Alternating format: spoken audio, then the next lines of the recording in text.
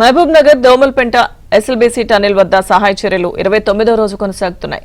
సొరంగం లోపల చివరి 40 మీటర్లను అత్యంత ప్రమాదకరమైన ప్రాంతంగా గుర్తించి సహాయక చర్యలు నిలిపివేశారు. 40 మీటర్ల D1 జోన్ కు ఇనుప జాలీని అమర్చారు. D1 జోన్ లో సహాయక చర్యలు నిలిచిపోవడంతో మృతదేహాల వెలికితీత ప్రశ్నార్థకంగా మారుతోంది. దీనిపై మరింత సమాచారం మా ప్రతినిధి బసవరాజ్ అందిస్తారు. ఎస్ఎల్బీసీ టన్నల్ ప్రమాదం జరిగి ఇవాళకి 29వ రోజు. గత నెల 22వ తేదీన ఈ ప్రమాదం జరిగింది. ప్రమాదంలో 8 మంది చిక్కుకోగా కేవలం గురుప్రీత్ సింగ్ మృతదేహాన్ని మాత్రమే ఇప్పటికీ బయటకు తీయగలిగారు. మిగతా 7 మంది మృతదేహాలు లోపలే చిక్కుకుని ఉన్నాయి. అయితే ఏదైతే సహాయక చర్యలు చేపడుతున్నారో ఈ సహాయక చర్యలు కూడా పెద్దగా ఫలితాలు ఇచ్చే దిశగా మాత్రం కొనసాగడం లేదని ఖచ్చితంగా చెప్పవచ్చు. ఏదైతే 13.9 నుంచి 13.9 కిలోమీటర్ల నుంచి లోపల భాగం పూర్తిగా అంటే చాలా డేంజరస్ గా మారిందని చెప్పి అక్కడ తవ్వకాలు జరిపేందుకు వెళ్లిన సింగరేణి కాలరీస్ కు చెందిన ఎక్స్పర్ట్స్ చెప్తున్నారు. ఈ నేపథ్యంలో ఇవాళ నుంచి ఎక్కడైతే 40 మీటర్ల పొడవులో ఉండే డేంజర్ జోన్ గా ప్రకటించారో ఆ డేంజర్ జోన్ కు పూర్తిగా కంచె వేసేస్తున్నారు. అంటే పూర్తిగా జాలి అమరుస్తున్నారు.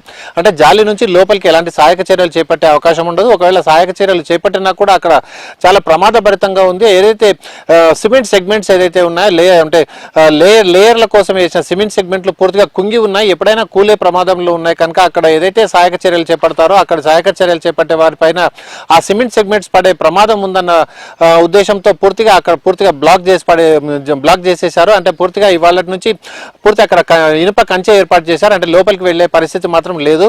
ఏదైతే సహాయక చర్యలు కొనసాగుతుందో ఏదైతే కేరళ డాగ్స్ కానీ లేకపోతే గ్రౌండ్ పెనిట్రేటింగ్ రాడార్స్ గుర్తించిన D1, D2 ఈ 2 ప్లేసెస్ లో గుర్తించారు. ఈ గుర్తించిన ప్లేసెస్ లో D2 లో మాత్రమే సహాయక చర్యలు కొనసాగాయి. D1 లో ఎటువంటి సహాయక చర్యలు కొనసాగే అవకాశం మాత్రం లేదు.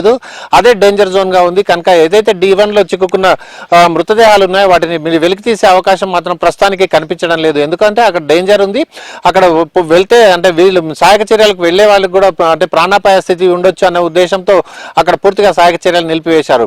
ఇక మిగతా పరిస్థితి మనం లోపల నుంచి పరిశీలించినట్లయితే 13.5 కిలోమీటర్ల మార్గం నుంచి లోపలికి సుగమం చేసుకుంటూ జేసీబీలు పనిచేస్తున్నాయి. అదేవిధంగా కన్వేయర్ బెల్ట్ కూడా అక్కడ పనిచేస్తుంది. జేసీబీలు కేవలం 4 మాత్రమే జేసీబీలు పనిచేస్తున్నాయి. అయితే ఇక్కడ ఏదైతే కన్వేయర్ బెల్ట్ పైన తీసుకొచ్చి జేసీబీల ద్వారా తీసుకొచ్చిన ఏదైతే వేస్ట్ మెటీరియల్ ఉందో ఆ వేస్ట్ మెటీరియల్ కన్వేయర్ బెల్ట్ పైన వేస్తారు. కన్వేయర్ బెల్ట్ పూర్తిగా రన్ అయ్యి వేస్ట్ మెటీరియల్ ను బయటకు తీసుకుని వస్తుంది. అయితే ఈ కన్వేయర్ బెల్ట్ దురదృష్టవశాత్తు కేవలం 4 జేసీబీలు మాత్రమే పనిచేయడం వల్ల కన్వేయర్ బెల్ట్ రోజుకు 1 గంట సేపు మాత్రమే పనిచేసే అవకాశం ఉంది. ఎందుకంటే కన్వేయర్ బెల్ట్ చాలా ఫాస్ట్ గా పనిచేస్తుంది. ఇక్కడ లోపల జేసీబీలు 4 మాత్రమే ఉన్నాయి కనుక ఈ 4 జేసీబీల నుంచి తీసుకొచ్చే శిథిలాలు కన్వేయర్ బెల్ట్ కు సరిపడా లేవు కనుక కేవలం గంట సేపు మాత్రమే కన్వేయర్ బెల్ట్ నడిపిస్తున్నారు. ఖచ్చితంగా కన్వేయర్ బెల్ట్ 24 అవర్స్ నడవాలి అంటే కనీసం అక్కడ 10 ఇటాచీలు లేకపోతే జేసీబీలను రన్ చేయాల్సి ఉంటుందని చెప్పి సింగరేణి కార్మికులు వెల్లడిస్తున్నారు. అయితే ప్రస్తుతానికి ప్రభుత్వం మాత్రం 4 జేసీబీల ద్వారా పని కొనసాగిస్తుంది. ఈ లెక్కన పని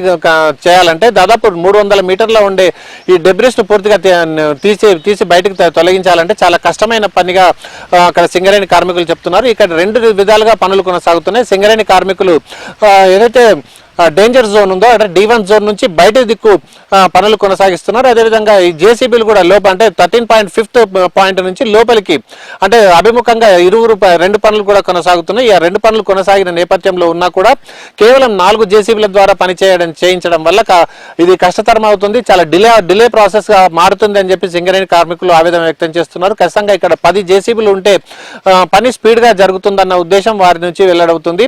ఈ మిగతా విషయానికి వస్తే ఇక్కడ ఏదైతే సింగరేణి కార్మికులు ఉన్నారో సింగరేణి కార్మికులు గత 4 రోజుల క్రితం వరకు కూడా దాదాపు 250 మంది సింగరేణి కార్మికులు పనిచేశారు. కానీ ఇదైతే జేసీబీలు పనిచేయడం స్టార్ట్ అయ్యాయో అంటే మిషనరీ వచ్చినందుకు సింగరేణి కార్మికులతో ఎక్కువ పని ఉండదు అన్న ఉద్దేశంతో దాదాపు 150 మందిని సింగరేణి కార్మికులను వెనక్కి పంపించారు. కేవలం ఇప్పుడు 100 మంది సింగరేణి కార్మికులు మాత్రమే అక్కడ పనిచేస్తున్నారు. షిఫ్ట్ కు 20 మంది మాత్రమే పనిచేస్తున్నారు.